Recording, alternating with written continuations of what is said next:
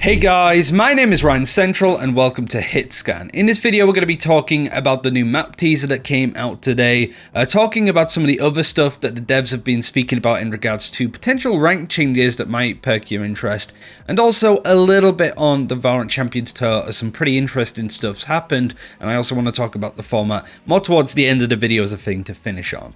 Without further ado, what is this new map teaser and what does it mean?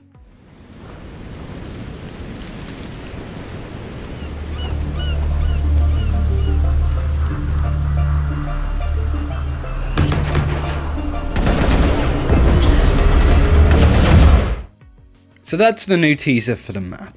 Before we actually talk about it a bit more, I actually want to go over something that we missed in previous videos, which is the music in the background.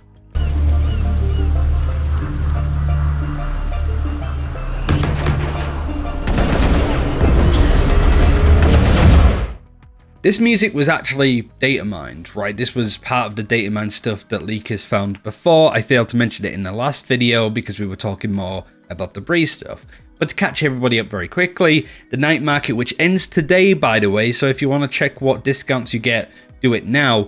Basically, in the night market, it teases Astra, it teased Euro in the past. It's teasing a Caribbean something or other, maybe a Caribbean agent in this act upcoming. But it also has the Breeze text crossed out. And I think stuff was data mined of a new map. I think it was data mined as Foxtrot, but the name was potentially changed to Breeze, going over what data miners have said.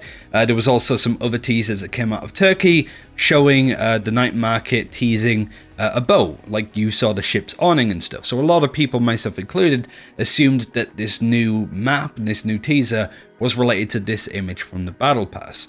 We might still be right. I think a shipment would be a really cool idea for a map overall, especially if that map has Radianite on it that teams are looking to try and collect, you know, the whole point of the game, right?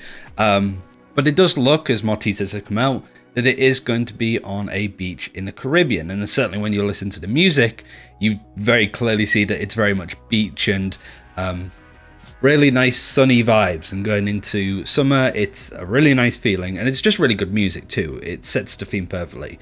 I would like to see parts of the ship be part of the map. Maybe that the ship that's part of the Battle Pass washed up ashore, and that's actually the A site, right? That you make your way onto the boat, and that's where the Radianite is. The teams are looking to take and steal with the spike. If you don't understand the lore of the game, that's basically what it breaks down to, at least.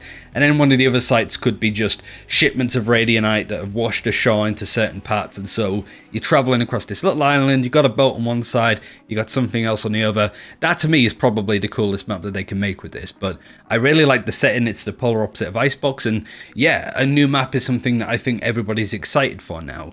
But now I actually want to put my speculating hat on a little bit and ask a big question. Answer it in the comments. Literally, I want to know what you guys think.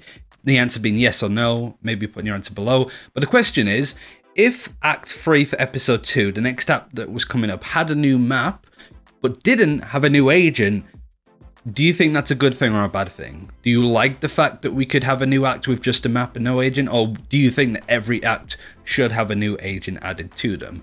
I want to talk about why I don't think there's going to be a new agent. Again, speculation, tinfoil hat on, but I do think that if there was going to be a new agent, we would have heard something about it. We would have maybe got a State of the Agents article where the devs are kind of like teasing, all right, the next agent is a sniper agent, right? Like we've had a Lurker and a Galaxy Brain controller in the past. This is around the time that we hear, okay, this is a teaser for what's coming up next. And we haven't had that. We also haven't had anything data mined on a new agent. Everything that's come through recently has had to do with Breeze one way or another. This Caribbean map, by the looks of things, and now that Riot's started to put out teasers for this too on their own channels, we're very much going in that direction at this point now, right? I don't think it's a bad thing that we could be getting Act 3 Episode 2 without any agent, and I want to talk about why. We need to cast our minds back to last year with the addition of Icebox and Sky, and for those that played the game in that time, You remember how much of a mess it was when those two got added into the game. It also had a huge impact on the esports scene, which I want to touch on in a second. But the amount of bugs of Omen being able to teleport into certain parts of Icebox because they haven't set up the restrictions to stop Omen from teleporting underneath the kitchen part, right? Those kind of areas. Also the new agent, like the Seekers, all didn't work as well, really. And yeah, it was just a lot of stuff going on that Riot, for the first time really, seemed to struggle with really making sure that the game came out in a solid state with balance and wasn't full of bugs. And they have said in the past that, you know, we're considering lowering our cadence of agents because of what happened when Icebox and Sky came into the game. Maybe they're still planning to put out an agent every act, so the cadence is still the same, but when they put in a new map, there's no agent.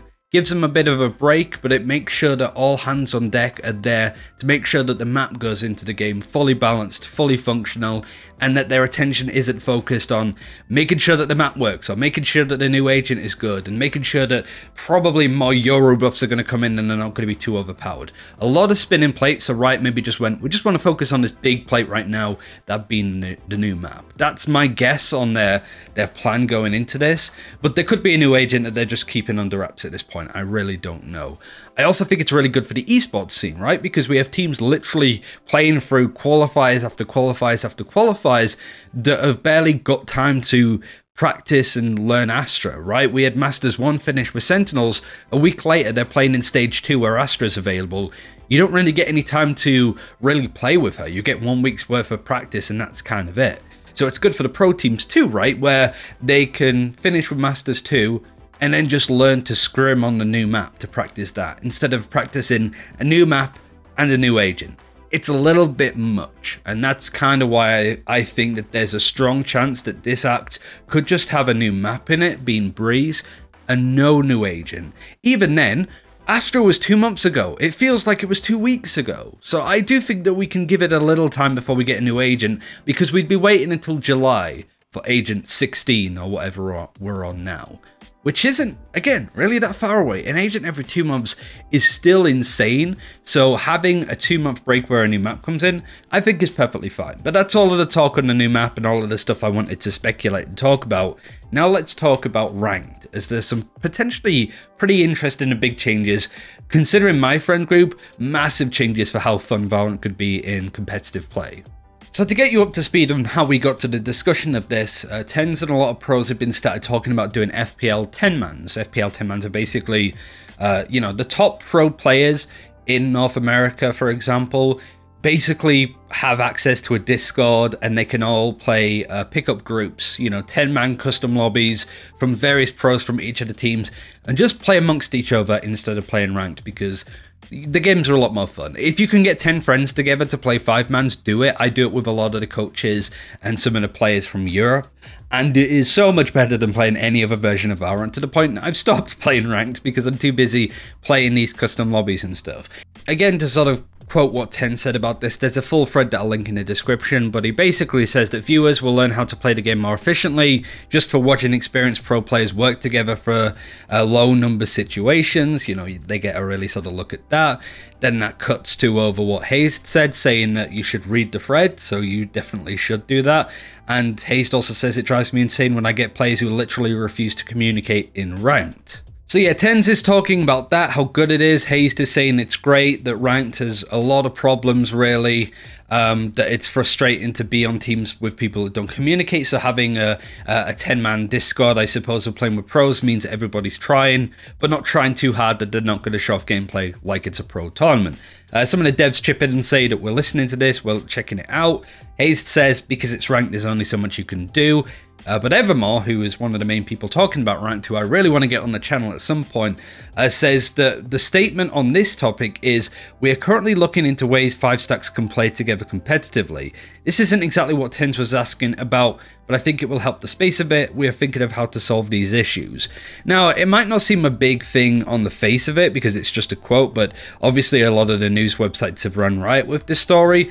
The thing that I wanted to mention about this specifically is that we have got the idea that there is going to be a system similar to League's Clash system, which is basically a tournament client that you can get 5 of your friends together and play through an open bracket basically in these tournaments with like Valorant points on the line potentially. So you would play up against people in your rank, you'd queue up with your friends, let's say you're all like Diamond roughly, you'd play up against other Diamond teams and you're on a little mini tournament. So it's great. It's a great addition for teams and players that like to play together, and it seems that we had inklings that this was going to be done via data mined stuff and what the devs have said in the past, but they are moving forward with some form of team queue, which I think is great. It's something that I think Overwatch really struggled with because people love to play Overwatch as a group together. So when you add in solo and duo queue, especially for the higher tiers, it kind of ruins that dynamic, but at least keeps the competitive integrity.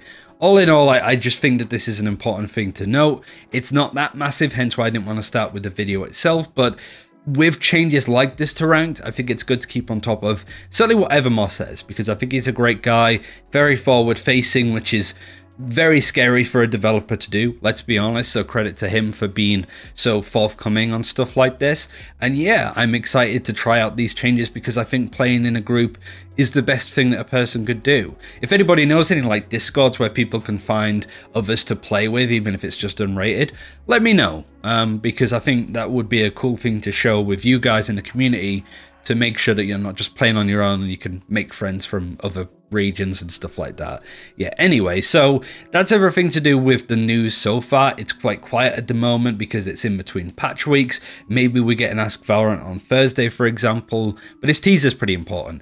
Now I actually want to talk about the Valorant Champions Tour. If you are sort of interested in the esports scene but you know nothing about it, I've actually done a video on my own personal channel explaining the whole format. So go, open that in a new tab, pause it, watch it in a second after you're done with this video. But the reason why I wanted to talk about it is because we're getting very close to Masters 2, which is the Iceland Reykjavik event. The EMEA finals are going to be starting this week on Friday, which is the big teams from Europe, CIS, and Turkey. And I also want to say, because I didn't say it last week, I got to cast. I got to actually cast on a VCT European game, and I only got G2 versus Fnatic. Not a small game by any stretch, but I also got to cast the Ascend upset that Vitality put together.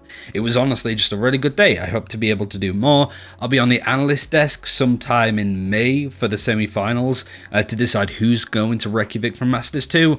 But I also think it's a good opportunity to hop over to North America, where we're still deciding those top 8 teams that could potentially go to Iceland. Sentinels haven't qualified. FaZe failed to qualify full stop, which was a big surprise, the same as Gen G and Luminosity.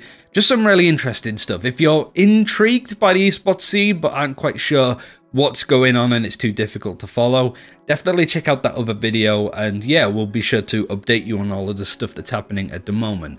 Because now we're getting into the cool part where really you don't want to miss. We're going right into the first ever international tournament of Valorant, and it's just going to be insane, basically. So yeah, we'll go from there.